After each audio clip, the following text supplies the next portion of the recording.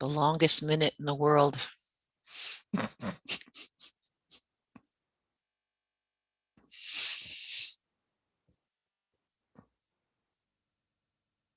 I swear it looked green today.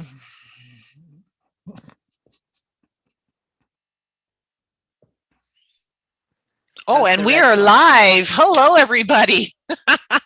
I'm seeing these hand motions from Dawn, and I'm thinking she's saying, so we're live, and we are live. Welcome to FemSteamPtbo. We are going to be talking to almost 800 grade 7 and 8 students from across the land today. And what are we talking about? If you can see me, you can be me. We have some pretty intense, I'd have to say, role models today from Be It, See It, Steam It, STEM It. And they have the pleasure of kind of expanding who we're working with these days. And there's going to be more on that later from my co-hosts and co-founders, Rhonda Barnet, who's on the call today, and Don Hennessy, who's on the call today. They are going to be helping us in asking questions to the mentors after they finish their presentations. And who will be asking the questions with them today? We have two students with us, Michaela and Isabel. And I'm going to ask Michaela and Isabel to take their mics off and to unmute themselves, and to say hello before we get started with our mentors. Hi, my name is Michaela Wood. I'm in grade 8 and I go to St. Alphonsus CES. Thank you very much, Michaela. Isabel. Hi, my name is Isabel Yuri and I'm in grade 8 and I go to St. Alphonsus CES. Perfect. Thank you so much. So what Michaela and Isabel have done for us is they have searched high and low for questions from all of their peers for our two mentors. And our two mentors, what we did was last week we sent out their bio to all of the school boards, the separate school board and our both school boards in the area with who they are, and they submitted questions. So Michaela and Isabel will be sharing those questions after they speak. So when I talk about they speak, I'm going to have them introduce themselves one at a time. And I think we're starting with Erica. Yes, we are. So Erica is going to talk to you today. We are going to be talking about engineering cars. We're going to be talking about coding. We're going to be talking about gaming. We are very, very excited about today. And there are some tools that we have out there that if you want to be them, we have some tools that you can be. And Don and Rhonda are going to be talking about those later with the help of Mallory. So Erica, over to you, and thank you so much for being a part of it today. Hi, everyone. I'm going to share my screen now and open up my presentation. So just give me one sec, and then I will introduce myself.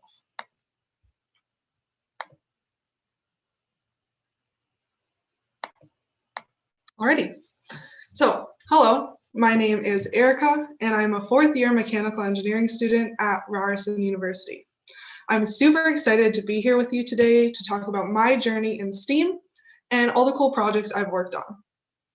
Thank you to FemSteamPtbo for putting this together and allowing me to be here today. Over the last 4 years, STEAM has been a huge part of my life, and I've been lucky enough to learn so many cool skills and meet amazing and talented people. At RYERSON, I've worn many hats. This includes being an undergraduate student, a research assistant, and my most recent role of being team captain and engineering lead at RYERSON Formula Racing. Through my research positions, I've had the opportunity to make the world a better place through design. My first research position involved gathering information and data to help widen the range of users for different products. These products included a blender, a tire changing system, and a life raft. People have so many different levels of visual, hearing, strength, and cognitive capabilities. It's important when designing a product to consider these to make sure that people can actually use them. If you enjoy helping people or are looking to make the world a better place, engineering might be right up your alley. RYERSON Formula Racing is an engineering design team that designs, builds, and markets a Formula One style race car. The goal of all design teams is to open opportunities for you to get hands-on experience in your field and connect you with companies to increase your chances of getting a job after graduating. When I originally joined this team to boost my resume and get engineering experience before applying for a job. I ended up falling in love with learning and the entire world of engineering. When I joined this team, I knew nothing about engineering, and I honestly didn't even like cars. Fast forward 4 years later, and I'm now the team captain and engineering lead. This team has by far been the best part of my university experience. I highly encourage you all to look out for opportunities like this and take every opportunity to learn something new when you get the chance. You never know what passion you might find. This year, my team and I decided to go electric. This means we'll be producing a car that is completely powered by batteries. We made this decision to move towards a more sustainable and eco-friendly future. This decision has allowed us to get experience outside of our specific degrees. One of the best things about going electric is taking on a new challenge and learning how to solve problems outside of our comfort zones. Each year, we compete against over 120 teams from all around the world. As a team, we pack up the car and drive to the Michigan International Speedway, where the competition is held. Over 4 days, we participate in various presentations, including a business and design presentation, as well as racing the car in events like acceleration, endurance, and autocross. Last year, during our business presentation, we made a video showing off some of the coolest cars we've made.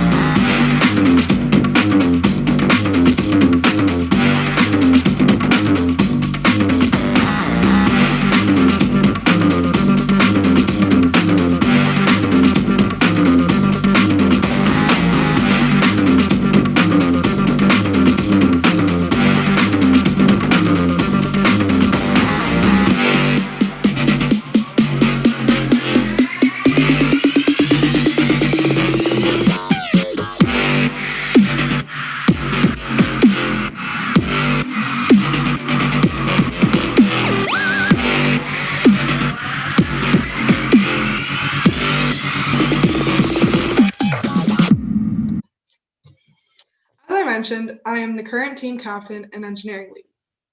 As engineering lead, I'm responsible for overseeing the design of every part on the car and making sure they all work together. This means working with the aerodynamic, controls, vehicle dynamic, and electric powertrain systems to decide on goals and give suggestions to improve their designs. There are so many different engineering programs and non-engineering programs involved in this team. These include electrical and biomedical engineering, aerospace engineering, computer science, photography, journalism, and more. Working with a diverse group of programs like this allows you to improve your knowledge and skills to new levels. While on the team, I was also the business lead for 2 years. I've always been a creative person and had a passion for connecting with people. Some of the things that I was in charge of while a business lead were events, sponsorship, recruitment, and marketing. I got experience making cool posters, designing the apparel for the team, and planning events like our unveiling, where we showcase our final car to all our sponsors, alumni. Participating in both the engineering and business side allowed me to grow my technical and personal skills. Joining a team like RFR allows you to learn skills you've never even dreamed of. For me, this was working with carbon fiber, learning how to machine metal, welding, and operating various power tools. Some other cool skills I learned was coding, computer modeling, and simulation. These essential tools can be carried over to a lot of different STEAM programs. This is a picture of the CAD of our 2020 race car. CAD stands for Computer Aided Design and is essentially a virtual 3D model of something. in this case, our car. We produce a 3D model every year with thousands of parts that act as a blueprint for when we make the car. It's never too early to learn cool skills like CADing. At RYERSON, we use a program called SolidWorks, but there are many free programs like Fusion 360 and Tinkercad that are great for beginners. For 2 years, I was also the outboards and brakes design lead. The outboard system refers to any part that connects the wheels to the frame. The brake system is responsible for stopping or slowing down the car. The parts I worked on in my system were the bearings and the brake calipers. A bearing is a part that allows a wheel or a shaft to rotate freely without friction. These parts are what is responsible for making the wheels on your bikes and your cars roll. Brake calipers are responsible for slowing down the car. They clamp on an item called a brake rotor that creates friction and slows the car. If you look inside the wheel of a road car and see a big half-moon looking item, that's a brake caliper.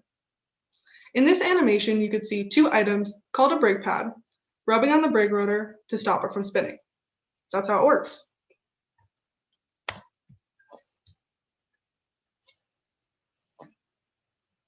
RYERSON Formula Racing is made up of a diverse group of people with different backgrounds, programs, and passions.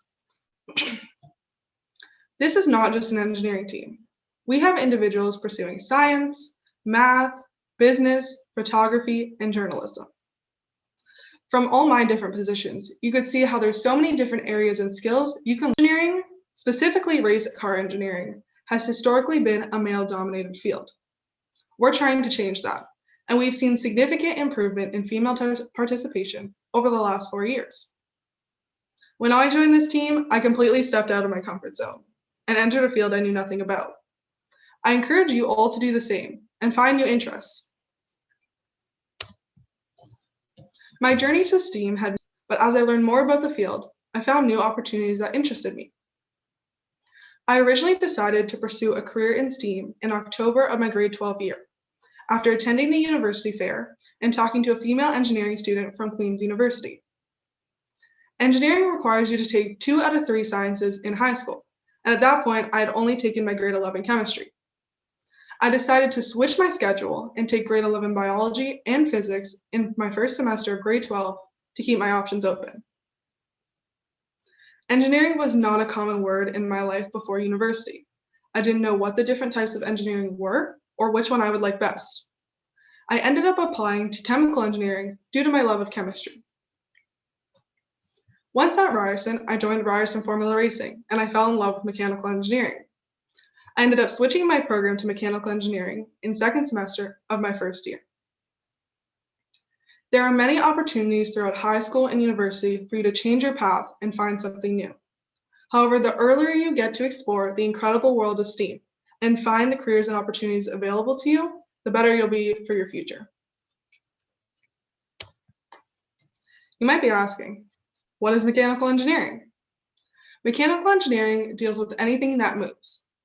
Their job is to design, analyze, and build parts for specific goals and requirements.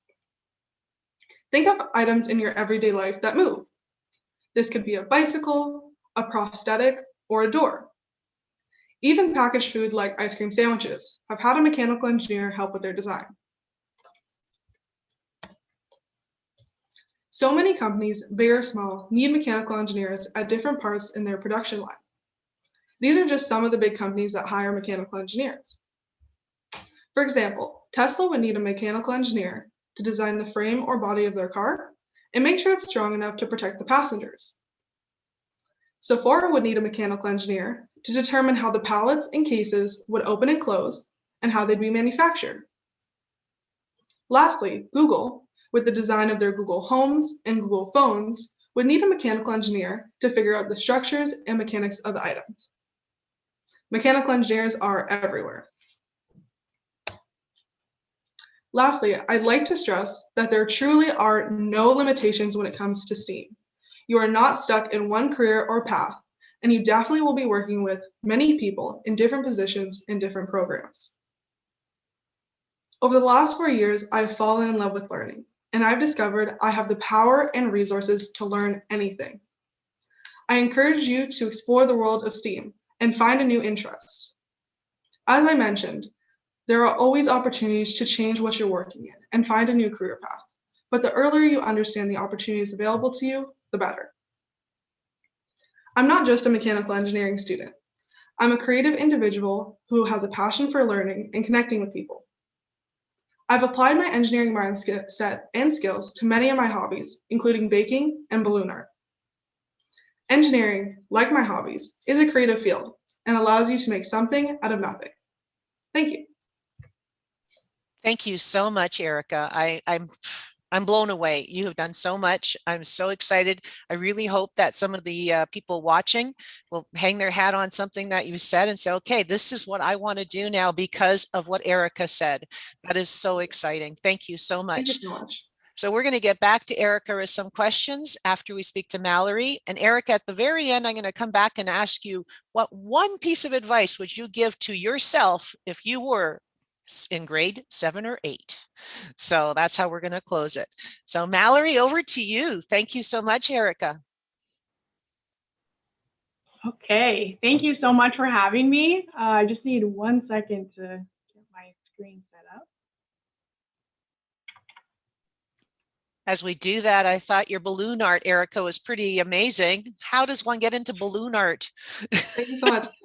To be honest, it was a quarantine hobby. I'd seen some pictures on Instagram that I really liked. And, you know, through engineering, I truthfully have learned how to just learn things. So I knew where the resources were and I just picked up the hobby. Quarantine hobby. I love it. With your mechanical engineering mind. There you go. Thank you so much. Okay, Mallory, over to you. Okay, thank you so much. Thank you, FemSteamPtbo, for having us. I'm so excited. I'm so excited to be doing this with Erica, especially because she's easily one of my favorite people. So my name is Mallory. I'm the co-founder of Ripple Studios, a technology company that creates educational video games. I'm going to talk about my journey to STEAM and to co-founding Ripple Studios throughout my career. Co-founding Ripple Studios, how I've used technology throughout my career, and why I think it's really cool and think you should consider it as a future career path. Growing up, I really enjoyed science and math, and I took them throughout high school to pursue the sciences in university. I attended Guelph University for a couple of years for a biochemistry degree, but I realized it wasn't for me, so I left Guelph and I came home to help manage what used to be my family business, Hastings Marine, for about 10 years. Hastings Marine is a boat dealership located in Hastings, Ontario. It's not very far from Ptbo. At the marina, I was the service manager, so I learned about the mechanics of boat engines and how they are. I also did sales and worked on marketing initiatives. I wrote and recorded radio ads that were actually played on the Ptbo radio stations, The Wolf and Energy 99.7. But most importantly, this was my first real interaction with programming. I spent quite a bit of time doing web development to customize our online store. And I was also responsible for purchasing products, which really sparked my interest in analyzing purchase trends and conducting data analytics using technology.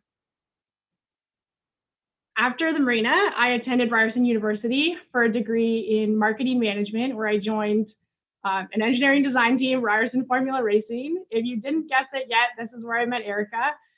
The first year I was the finance director and I did all the budgeting for the team. And in my second and third years, I was team manager, where similar to Marina, I did a lot of different things. Being on the team really opened my eyes to all the possibilities that exist in STEAM and really cemented my true appreciation for these subjects. I was surrounded by a diverse group of really incredible and creative people who were all aligned on this same objective of building and competing with this race car every year. I was one of the few non-engineers on the team, and although I had some prior experience with mechanical concepts, the team was a massive learning experience for me. I knew nothing about cars before I joined, and I was way out of my comfort zone. And I can honestly say that this was and will continue to be one of the best experiences of my life. While I was finishing my degree, I accepted a role at Chubb Insurance in their downtown Toronto office. In this position, I was fortunate to have done a lot of really cool stuff, and I worked with really incredible team of people.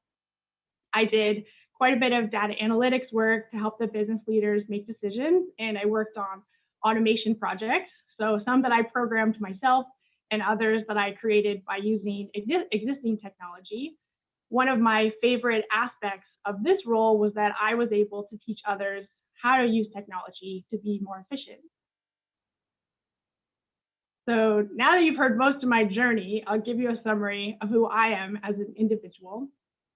I love solving complex problems, and technology, especially programming, gives me the tools I need to do so. I love being creative. What I didn't mention was that over the years, I've tried a lot of other things. I've taken fashion classes for fun. I've taken acting classes for fun. I play a number of musical instruments, and my experience in web development and now video game development has given me this incredible outlet to use programming to create something beautiful on the screen. I love educating and empowering others, and I know STEAM is really important, and I want to play my part in promoting it to others, especially young people such as yourself. Which brings me to Ripple.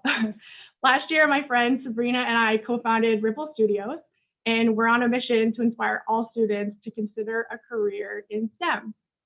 We are creating educational video games where students can solve real-world problems while learning about the various careers that exist in STEM. We've created our first prototype game, and if you want to check it out, it's on our website. It follows Eva Fortran, our computer engineer. She has been tasked with clearing space junk from orbit. The best part about pursuing this company for me is that I'm so excited to be combining all of my favorite things. I get to combine my love for technology and programming with my creative side, and this gives me the opportunity to educate others about STEM, empower them to see themselves in these careers, and really just in general promote it to young people especially. I hope you noticed a few animations I scattered throughout the presentation. These were all created in Unity, which is the game development software we use. I put together this quick time lapse so you can all see a little bit of what is going on behind the scenes to bring our characters to life. Unity is how we animate the characters and create the scenes. We use C#, which is another programming language, to create the game mechanics. And I created some of the art, and I'm hoping that one day, if I have a bit of free time, which doesn't seem like it's going to happen too soon, but I'm hoping one day that I'll be able to contribute to the music and sound effects as well. What's super cool is that we can use technology to be storytellers and present information in a fun and interactive way. I wanted to finish off my presentation with a few closing tips. I think if I'd known these things younger, I would have been probably in a better spot. So that's why I really wanted to impart this wisdom on you during this presentation. First is just try as many things as possible. It's really important to get involved, join some clubs. Don't be afraid to learn new things outside of the classroom. If I hadn't joined the team, my experience in university would have been completely different and definitely not nearly as much fun. And it's never too early to start and try something new. There's no reason to wait until you're in high school or post-secondary. If it were possible for me to go back and learn programming and more about technology in grades 7 and 8, I would be better off. And if given the chance, I would definitely do it. Be the architect of your own life. The more things you try, the more clarity you'll have over what you like and what you dislike. If you haven't tried programming yet or you're unsure about it, I strongly encourage you to give it a try. Maybe start with something like web development, video game development, or robotics. I strongly suggest continuing with science and math throughout high school. This will ensure that you're keeping a lot of doors open, and strong skills in math especially are beneficial no matter what career path you choose. Continue to put yourself in situations where you will meet exciting new people with different interests and hobbies. It's extremely. And finally, there will be times when learning new concepts or trying new things is kind of challenging and you're thrown outside of your comfort zone. This is perfectly okay. I go through this actually daily. My advice here is that if you want to do it, you can do it, and you just need to keep working at it. There's almost no greater feeling than solving a problem that you've been working on for quite a while. I've listed a couple of resources. Like Sofie mentioned earlier, I'm a huge advocate for self-learning, and I listed Canada Learning Code as one of the things I suggest you check out. These are all resources that are relevant to the grade 7 and 8 students on the call. So Canada Learning Code and Scratch are both organizations that teach programming. Camp NGs offers engineering camps for girls.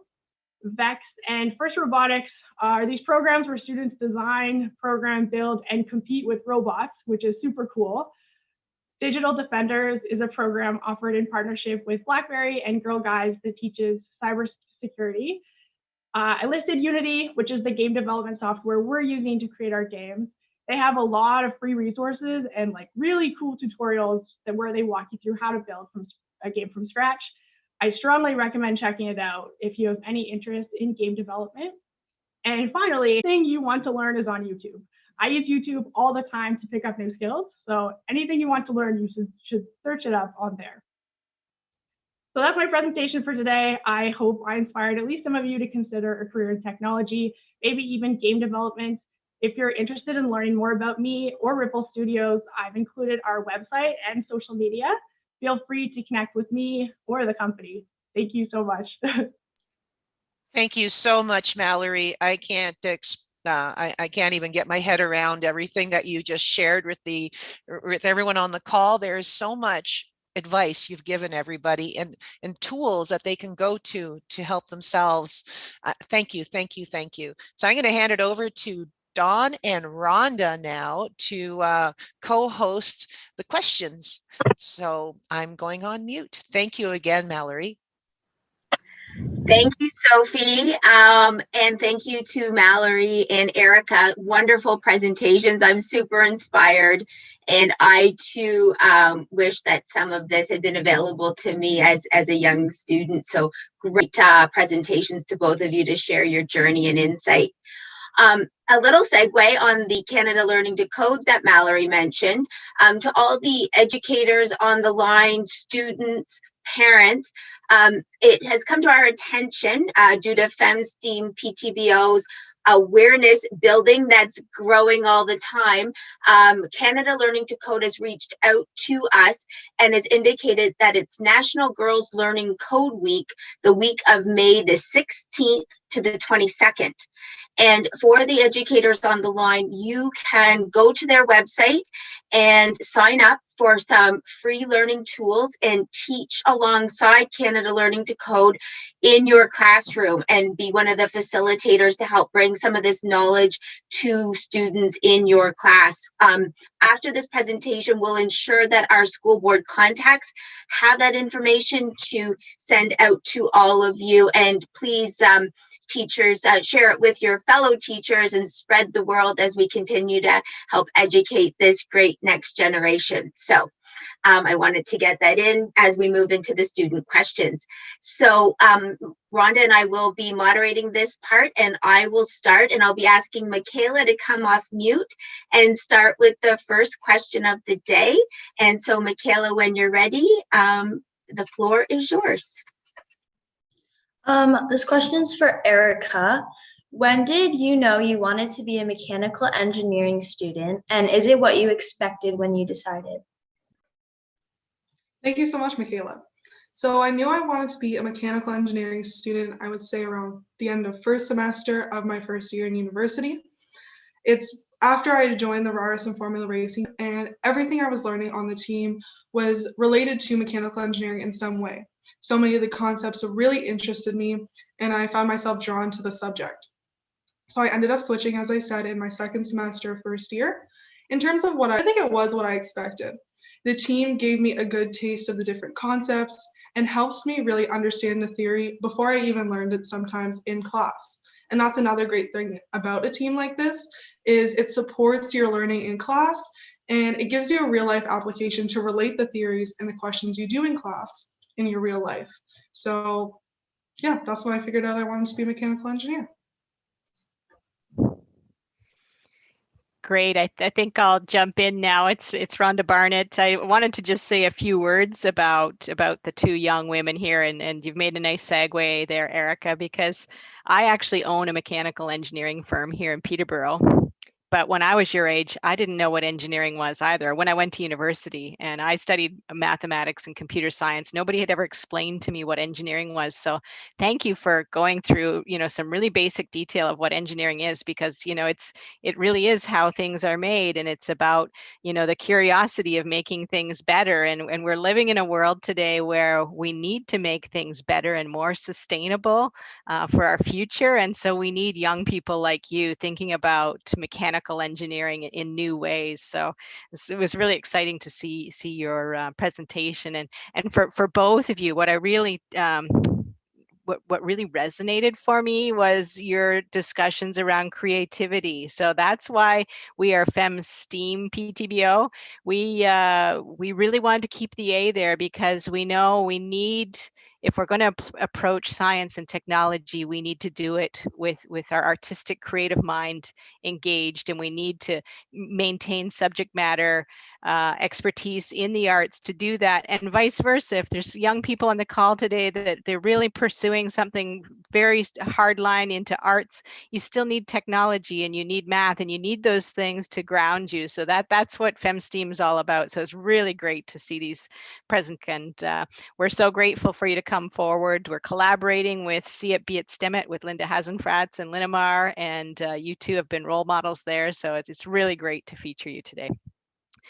So I'd like to now turn things over to Isabel for the next question for Mallory. This question's for Mallory. How did you learn to make video games? Yeah, that's a great question. I completely taught myself from YouTube and Unity tutorials. And if anyone is interested in trying out game development, Unity is completely free to try. And like I mentioned in my presentation, they have a lot of tutorials on how to design games from scratch. I actually will drop the link in the chat if that's okay. I can figure out how to do that. They have student plans and basic plans, and you can actually collaborate with your friends to build games, which is pretty cool. You might need to get your parent to download. But honestly, if I knew game development was an option for me sooner in life, I probably would have taken either game development in college, because there's a lot of colleges that offer that program. And they passion they put into this team, and I knew I wanted to help carry on their legacy and help the team to succeed. So I think that was the biggest driving force towards me being captain. In terms of its difficulty, it definitely has its challenges, and it also in terms of the responsibility. There's definitely a lot of responsibility, but I'm super, super fortunate to have an incredible team of students behind me who are in the same position as I am, super smart, incredibly dedicated, and incredibly kind, that I share the responsibility with. So I wouldn't say anything just falls on my shoulders. We really work as a team, and that has helped me succeed as captain over the last year, and has helped our team build our first, or design our first, electric car. That's great. Please send me your resume when you're ready. Always looking for people like that. Leadership is so important. So that's fantastic. So we're going to go back to Isabel for the next question. Mallory, how do you feel about making quarantine more fun for kids that play video games? I would absolutely love to make the quarantine more fun for kids using video games. Part of our mandate is that not only do we teach the STEM concepts, but our games will be fun, or we're hoping they'll be fun for students. We want to make it as exciting as possible to learn these new concepts at home. And we're actually building our next game on the mechanics of flight, and it's going to be a lot longer than our prototype, and we'll be launching it sometime throughout the summer. So if you want to stay updated on our progress and test our new game, you can check it out on our website or social media. Hopefully that will make the summer a bit more enjoyable if we're still in quarantine, although it's looking promising. Thank you. Michaela, over to you for your next question. Have you ever had a failure that you think was great learning experience? Thanks, Michaela. So I would say this failure isn't necessarily mine. We shared it with our team in 2018, but in 2018, our team didn't finish endurance, which is the biggest part of our competition and weighs the most points in competition. We had an electrical issue and we weren't able to finish, which means we didn't place very well in competition compared to our previous year where we placed 25th out of 120 teams. I saw so many incredible people working hard, pour their entire life into this project, and it didn't go as planned. So that really taught me that not everything is going to go the way you want it, and you need to accept and plan for failure and learn from it. And going forward into how I kind of captain the team or approach anything I do really, is I really learned from that as long as you're working hard, as long as you're learning, and as long as you're personally growing, it's all worth it. So, whether you win or lose, you would have got something out of it. Yeah, that's a great response. And, that's my formal beliefs in life as well, that, we're actually not going to learn enough if we don't understand how to fail and how to move forward from those failures. It's all part of the learning process. And I've always looked at growth as something we have to take ourselves little bits at a time, and you have to go so far that you can fail but you can recover, not so far that you're going to just collapse. And it is a process and it's part of life, and sometimes you should celebrate it. And in the corporate world we talk about fail fast, like failure is part of innovation, but fail fast and then find the next answer. So that's fantastic. We're going to go back to Isabel now. What did you do when you didn't make the right decision? This question's for me, right? Okay. Yeah. So I think, and I wish someone had told me this when I was younger, when it comes to your career, I think we're sort of taught when we're younger that like every decision we make is set in stone and it defines our life. And that's especially true with like, if you're deciding what university to go to, or like what course you want to take. In reality, like every decision we make is just like a single decision, and your life won't be defined by it. And you won't necessarily have all the information you need to make the most informed decision that is right for you. I'm not sure any of us will ever have all the information we need, which is why I really just recommend trying a lot of things and meeting a lot of people like as early as possible. So right now, so you can see what opportunities exist in the world. There were definitely a couple times throughout my career where I realized I was doing stuff that I didn't really enjoy, and I'd gone down a path that wasn't most suitable for me. I think what's most important is that once you make that realization, you start putting in the necessary framework and take the necessary steps, learn the necessary skills you need to put in to make that switch to something that's more aligned with your interests and career goals. So for me, I have a lot of interest in things I want to work on in the future, and I might even decide to make another career switch 20 years from now, and all of the decisions I made up until that point will have contributed positively to me making that switch if I choose to make it. So, yeah.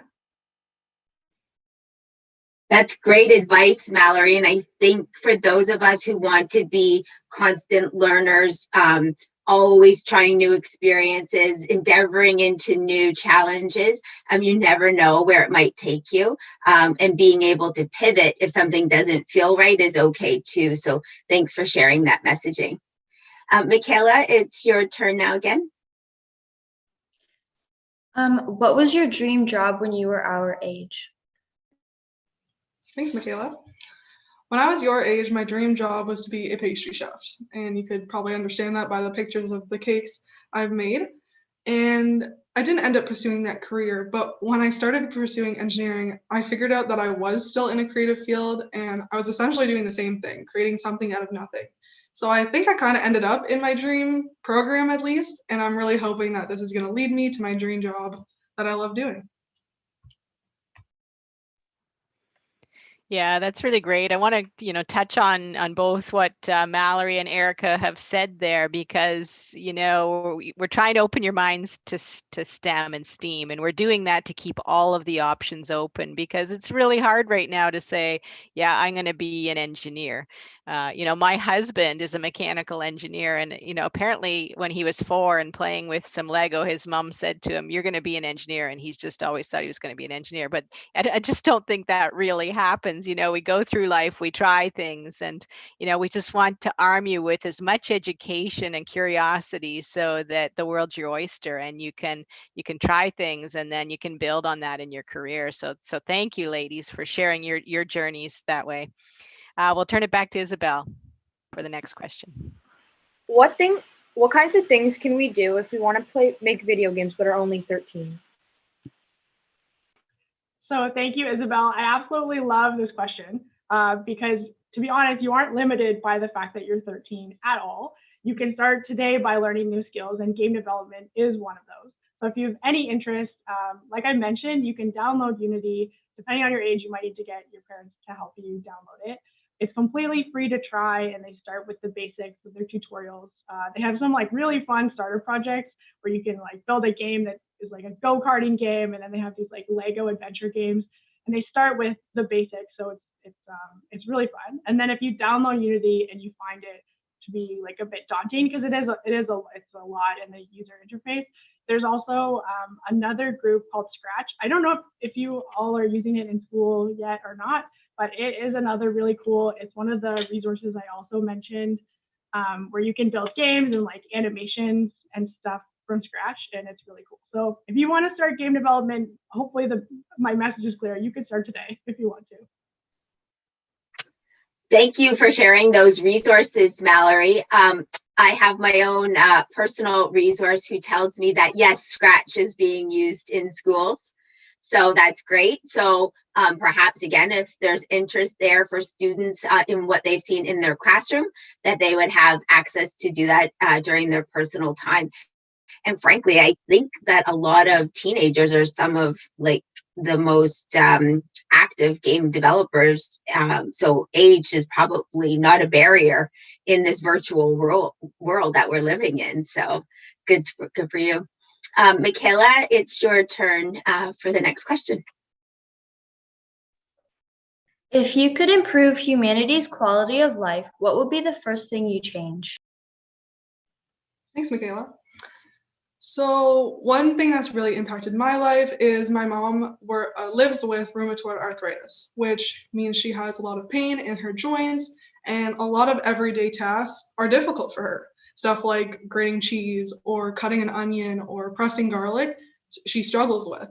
And I think that goes back to my work with my research. And, you know, if you don't consider these type of peoples, these types of capabilities in design, you can create disabilities, and then people struggle on their everyday life.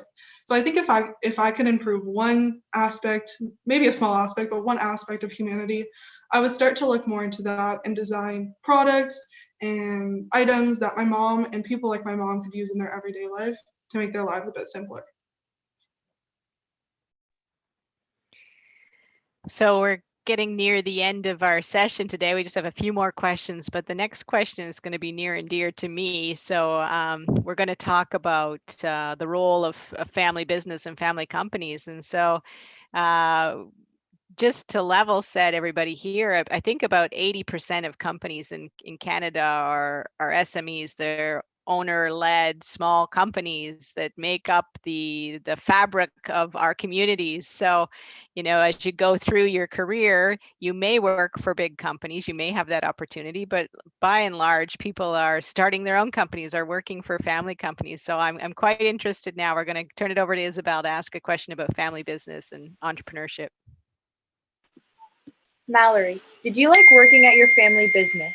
Did it help you get to your job today? Yeah, so that's a really great question. And thank you, Rhonda, also for teeing me up for that one. The marina was like this really great experience for me because I learned a lot. I learned to balance a lot of different roles and responsibilities all in one job. I wore so many hats. I had like a crash course in basically every business concept and sales and marketing and everything I talked about before. But really, like this first taste of entrepreneurship was really my favorite thing. So I have some understanding now of how to run my own business. And I think like if you have any interest if you haven't thought about maybe one day running your own business, at least consider it. And certainly if given the opportunity to work for a smaller company where you're kind of thrown into doing a lot of different things, is definitely something I would consider. What I do now isn't directly transferable to what I did at the marina, with the exception of some of the business skills and web development that I picked up. If anything, my experience just helped me consider entrepreneurship as an option and has made me feel more confident about starting my own business. Great, thanks, Mallory. I love that question. I too work with a lot of Canadian SMEs, and I know all the hats that people can wear and the skills that they have. And again, who knows what doors will open as a result of walking through the first one, which will lead to the next. And you certainly prove that, Mallory, because you've tried many different things to lead you where you are today. So congratulations. We're down to our last few questions, and I understand that both Michaela and Isabel's next questions, I think, are for both of you. So maybe I'll ask Michaela to go, and then Isabel will have the last question. So Michaela, if you're ready for that one, that would be great. Who were your role models growing up, and who inspires you today? My biggest role model growing up was definitely my mom. She balanced taking care of my two sisters and I, working full time. She honestly was a superwoman. And to this day, basically everyone around us and myself have no idea how she did it, but she did. And she is where I learned a lot of my dedication, my hard work, my ability to balance different things, and really how to love and care for people, I think, is where I learned that the most. In terms of who inspires me today, I would have to say Mallory is a big contributor to that. As I said, she was my first experience with seeing a female in a leadership role and kind of being able to see myself in her and say, you know, I could do this one day. If she's project manager, why can't I be? And I think that helps me a lot. And even with her now effort with her new company and everything she's started and kind of promoted, and also just like her selflessness, she always comes back. She's like 3 or 4 years out of the team now, and I still call her at least weekly to help me with team stuff. Like, she's always been there to help me and help the team and make sure we succeed, and I really admire that.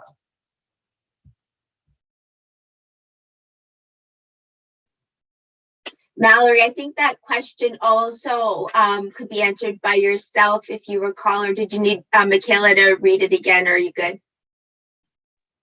Yeah, I'm good. So similar to Erica, we have basically the same answer, which is pretty funny.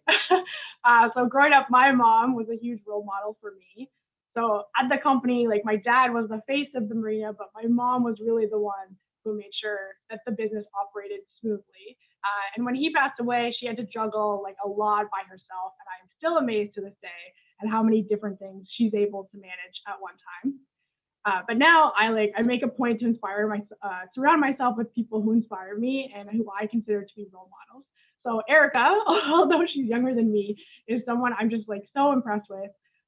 Her leadership and time management skills are absolutely phenomenal, and I'm just so impressed with how she's moved the race car team forward, which is why I am always so happy to help her if she has questions. In general, like, my co-founder and my business advisor are both two people who inspire me and support me. They both challenge me on how I approach different situations and problems, which is incredibly valuable. I'm so lucky to have both of them. I strongly believe that, like, you should surround yourself with people who inspire you to try new things, think about problems differently, and just who help like boost your confidence. I'm so fortunate to have like many friends and colleagues who I'm continuously inspired by and who I consider role models. That's so wonderful. It's very inspirational.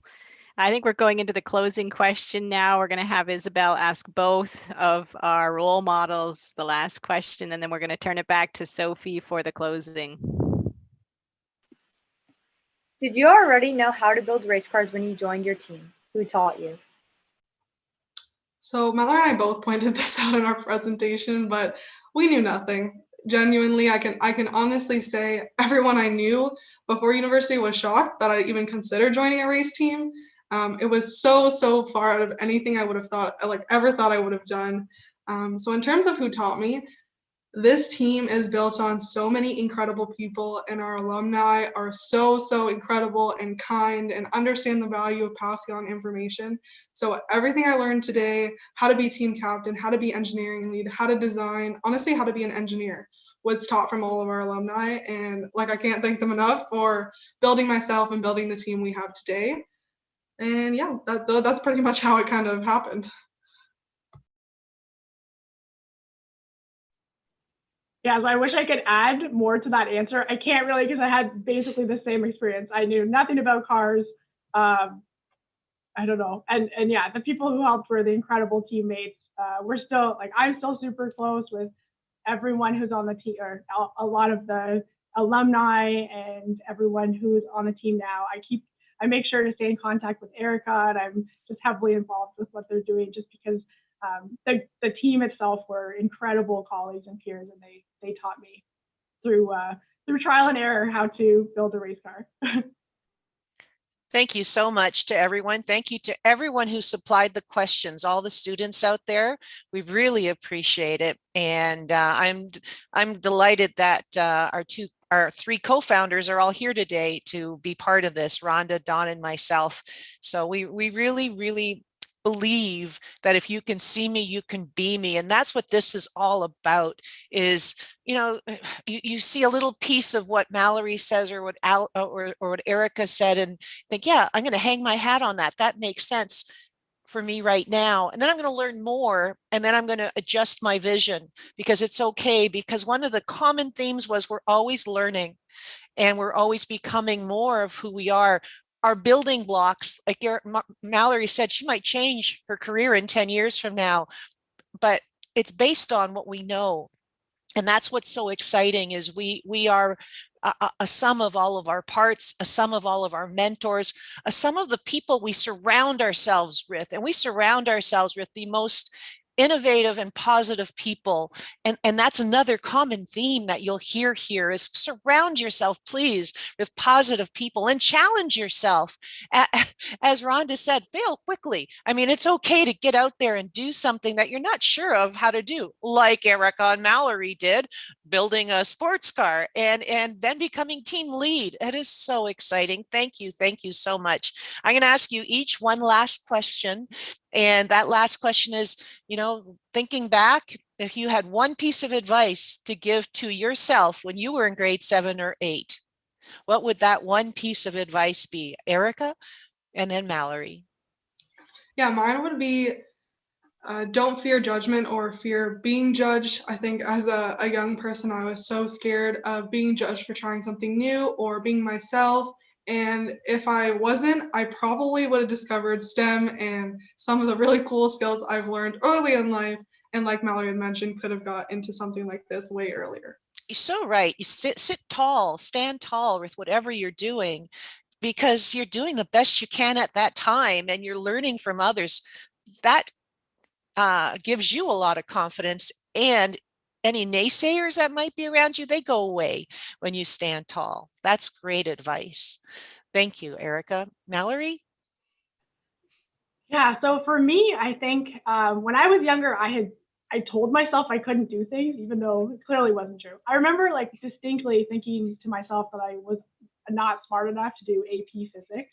I have no idea why, because I did really well in school. So I think as a young person, if you ever catch yourself, and I do it now, if I ever catch myself thinking to myself, oh no, I'm not smart enough to do that, or like, I'm not capable of doing that, or I won't like that, just try it. And if you know, if that is true, then that's okay. But just at least try it. Don't self-reject yourself. At least give it a go before you decide something's not for you.